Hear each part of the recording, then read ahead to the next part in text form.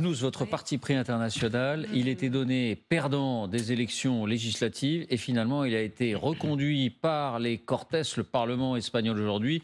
Mais vous dites Pablo Sánchez, le Premier ministre, c'est la honte. Pourquoi? Mais oui, c'est la honte parce que vous savez, la soif de Pedro pouvoir, Sánchez, pardon. Pedro Sánchez, la soif de pouvoir finit toujours par mener à la honte. Donc Pedro Sánchez reconduit à la tête de l'Espagne grâce à cette petite voix des indépendantistes catalans obtenus à force de négociations qui se retourneront contre lui.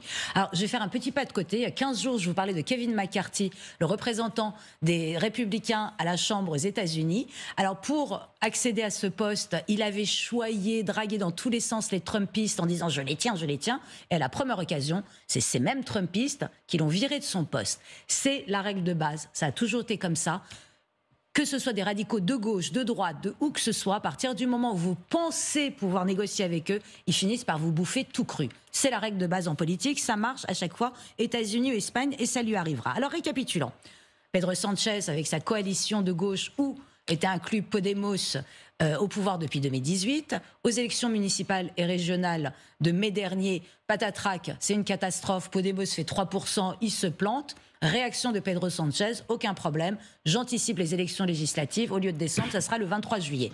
Il perd, mais le Parti populaire espagnol, le parti de droite, ne gagne pas assez. Donc il est incapable de monter une coalition, donc depuis, c'est la chasse aux voix. Et donc où est-ce que, puisqu'il n'y a plus de Podemos, où est-ce qu'il va chercher des voix? Chez les indépendantistes. Et là où ça m'énerve, c'est qu'en août, alors les négociations ont commencé en août, Pedro Sánchez, donc le socialiste, a expliqué qu'il y avait deux revendications des indépendantistes catalans, c'était hors de question. Impossible. La première, l'amnistie générale pour tous les indépendantistes qui ont soutenu la sécession et l'organisation d'un référendum d'autodétermination.